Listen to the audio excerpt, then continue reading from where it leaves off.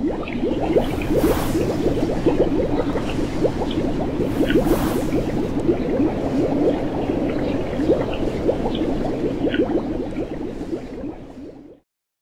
alhamdulillah, salatu salam, rasulullah sallallahu alaihi wasallam. Assalamu alaikum wa rahmatullahi wa barakatuh.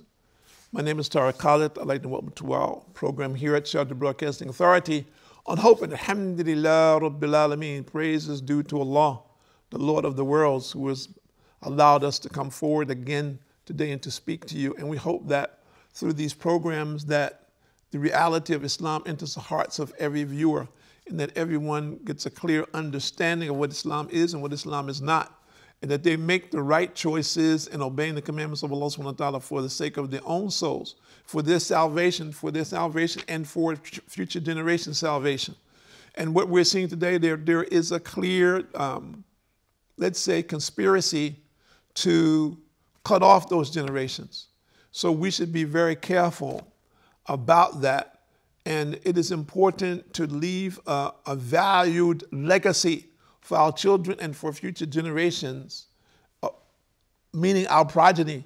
And there are many people now who, subhanAllah, due to their lust for the world, don't think they should have children, or they're not concerned about their progeny. They're not concerned about the benefit that children will grant them. They're concerned about that which children will take away from them in their worldly pursuits, and that they will not be able to do the things of the world that they want to, or obtain and maintain the things, the worldly things. So it is important for us to put this in perspective and to understand that part and parcel of our religion is in being married. First of all, being married. And that's clear when we talk about that. And that is the, number one, the relationship between a man and a woman that is accepted. Marriage. There is no other relationship that's accepted between a man and a woman who is not his mother, his sister, okay, his daughter, as an example, his auntie as an example. So that relationship is marriage. And that should lead to children. And those children should be a blessing for their parents, meaning that all that the parents have taken, all the time, all the energy, the monies, every aspect of what they are doing to raise their children becomes a benefit for them. And every act, every good deed that the child does, it goes into the parents' account. I mean, we need to understand this. After death, the Prophet ﷺ said more or less, one of the three things that benefits a person after death is a righteous child to pray for them. So a person who says, well, I don't want to have children, I don't want to get married, what you've just now done, and it doesn't mean that you can't have a legacy, but you need to have a conscious legacy, meaning that you yourself need to be thinking about, okay, I don't have children, or I didn't get married. So you need to be thinking about, okay, what am I going to put in place that's going to benefit me after death? And one of those things is a child, a righteous child, to pray for you when you die. So if this is not in our consciousness, what we've done is we have cut our life short. What do I mean by that? Meaning that your eternity has been cut short. Your physical life is written by Allah. Your time is going to be up when Allah wants to be up. But the continuity of that is children who will continue to pray for you. So if you have generation after generation who's always making dua for the generations that came before, then those prayers will always be there until the day of judgment. If you don't have this level of consciousness, then today I suggest you change.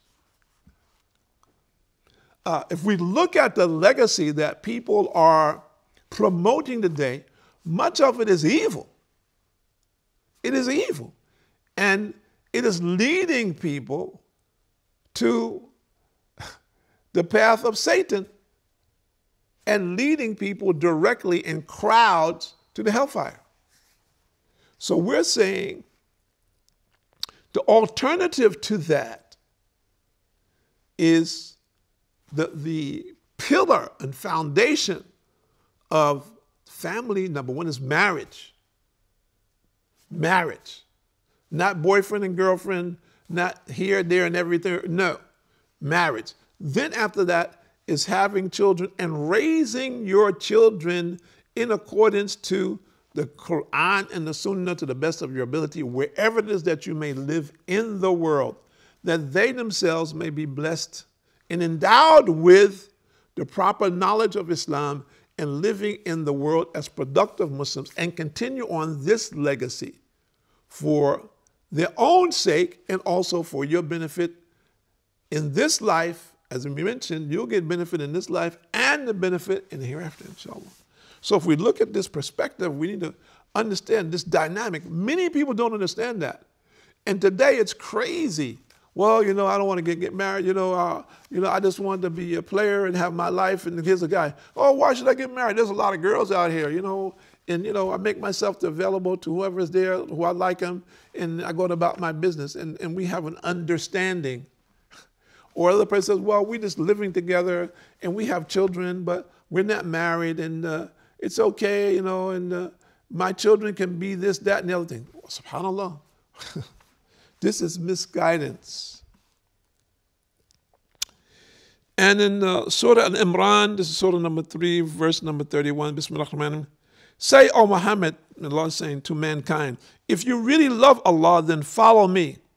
Accept Islam. Follow the Quran. Allah will love you and forgive you of your sins. So if you love Allah, accept Islam. And Abu Hurairah, reported, Prophet ﷺ said, everyone of my nation will enter paradise, Jannah, except those who refuse. He was asked, who will refuse? He, the Prophet ﷺ said, whoever obeys me shall enter paradise. Whoever disobeys me refuses to enter paradise. So what does that mean? What does that mean in relationship to us on a daily basis? How does that impact us? How does it impact us? People say, well, brother, I don't know what paradise is, brother. And I don't know what hellfire is. Your paradise and your hell is right here. See how the people are living? Look at some of these people. Don't you think they're in hell? And look at those people over there, how they're living. Don't you think that's paradise? No. There's no comparison at all. This is just something what we're seeing. One thing appeals to our desires, other thing doesn't appeal to us. One thing is easy for us and profitable, and another thing is harmful. It has limitations. In this world is limited. In paradise, there's no limitation. What does it mean? It means you can eat as much as you want. You won't get sick. Okay? You will never get old. You will always be young. You will always be handsome. Your clothing will always be clean. Can you compare that to today? Show me. You can change your clothing 10 times a day. Will that stop it from getting dirty? Will it stop you from perspiring in it and having some smell? No. There's no comparison at all if we understand it from that perspective. So if we're saying, well, brother, I don't really believe in that paradise. Just look at me. Look how I'm living. This is really the real deal right here. It says, no, you're fooling yourself. Brother says, well, how do you know that? How can you be sure of it? I ask you a question. Are you willing to take a chance? Are you a gambler? Are you a person who throws dice? Are you willing to take a chance? What you have in this world, is it so great that it cannot be destroyed in the blink of an eye? Anything that you have, including yourself, can it not be destroyed? Can you stop that? Tell me. Can you? What can you do about it? Nothing. So there's your answer. Can you keep yourself alive? You cannot. So what happens to you after you die? You need to understand that dynamic. If you're disobedient to Allah, if you're just like, well, I don't need Allah. And many people have this attitude. I don't need Allah, I have my thing here. Well, you're not the first person to say that. You're not the first person to act in that way. And there are many people before you who were destroyed because of this. And that is documented. And it's very interesting because people who are Christians and Jews know that. So they should be the first ones to understand that dynamic. If we take the Pharaoh of Moses, he was a very powerful and influential person, the most powerful, influential person of his time. And some of the scholars said there's no one like him today. So just imagine that. But he had everything. And also Allah gave him long life. He lived to be very old. But yet and still he didn't believe. And Moses grew up in his household, which was evidence that he was trying to control that by having all the male children who were born, babes born, slaughtered, sending his troops out to find them. But what happened? He couldn't kill Musa because Allah decreed that Musa would grow up in his own house. This is evidence for him. Evidence. But this is for us, we need to understand that many of us are astray similarly because we have become obsessed by our simple lifestyles. We become drowning, we're drowning in a world of confusion. And when we see the light, that confusion grasps us and takes us away. And it can happen in many ways. And it doesn't mean that people do not understand. There are many people who do understand and clearly understand, but they also are making choices. They're making the wrong choices. And those choices will lead to their demise. And I'm not the sounder. I'm not calling people to the fire.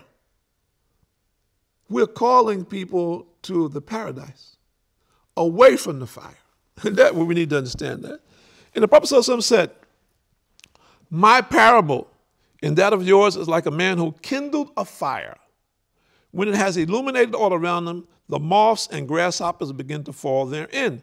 He tried to push them away, but they overcame him and jumped into it. I am catching hold of your waist ties to save you from the fire, but you slip away from my hands. By Muslim. So this is very clear description. Well, people say, oh, well, those Muslims, they found that Arab man, and they worship him like the Christians do Jesus, They worship him. We said, no, we don't worship him. He's the prophet of Allah. He's come as a practical guide for us, for every man and woman to the day of judgment. We don't worship him. We pray for him, not to him, not through him. Distinctly different. We listen to that which he has conveyed to us as practical guidelines of how to obey Allah in many different situations that we face on a daily basis in our lives, so that we may be protected and guided correctly based on our set of circumstances and situations that we may find ourselves in. Some people say, well, that's that Arab thing. Look at those Arabs. They're like 1, 2, 3. No. The Prophet Muhammad ﷺ was an Arab. Yes. Okay. He was born and raised in Saudi Arabia, in Mecca. Yes, it's true. But if I ask you the question, when people say, well, you found that Arab religion, where was Jesus ﷺ born? Where was Moses ﷺ born? People don't think about that. They don't think about it, do they? Moses ﷺ was from Egypt. Jesus ﷺ was from Philistine, Palestine. People don't think about that. So you think about them coming from London, Paris, and Belgium, and New York City. Is that what you think? So we need to understand the reality and not be distracted by the confusion. That the path is clear for those who wish to see. Allah will open your hearts and allow you to see that if you choose. Regardless of what people are saying, that this is foreign, this is coming from such and such a place, and the people are leading us to this, that, and the other thing, it is a separate issue. The law is guiding us. Not a man. Allah is guiding us. And the person who wants to be guided needs only to turn to Allah solely. And every situation that we may find ourselves in can be corrected. Every situation can be corrected if we turn to Allah, our Creator and Sustainer. There's no situation that Allah cannot change. We must submit ourselves to this understanding something very important, that He is the Creator, we are part of the creation. Separate and apart from each other, and understand what it is that we should be doing, what He has given us the ability to think, to make choices on our own. Free will, so to speak. But we should make the correct choices before the angel of death comes to take our soul. People say, oh, brother, now you're talking about the angel of death. You're talking about, come on, scary stuff now. Let's not talk about that. We're talking about living every day and, doing what we do. Why are you talking about that dying and the angel that's coming to take people's souls? Because that's the reality. All of us are faced with this. None of us know when or how or where. But we know that the angel of death is coming. What are we doing to prepare? Islam is the preparation for returning to Allah wherever it is that you may be in the world, whatever it is that you may be doing now or in the future. It is a means and methodology for you to be successful in this life and, more importantly, in the hereafter. Take time out today to turn to your Lord. If you're a person who doesn't, take time out today. Repent. Turn to your Lord and ask for the correct guidance for the sake of your own soul.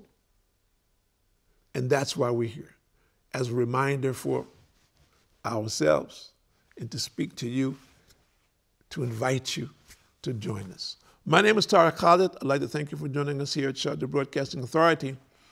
Hope is always there. There is no such thing as hopeless. People will say that. They are liars. There's no such thing as hopeless. Hope is always there for the person who has firm conviction and belief that Allah can change any situation at any time in the blink of an eye. Assalamu alaikum wa rahmatullahi wa barakatuh.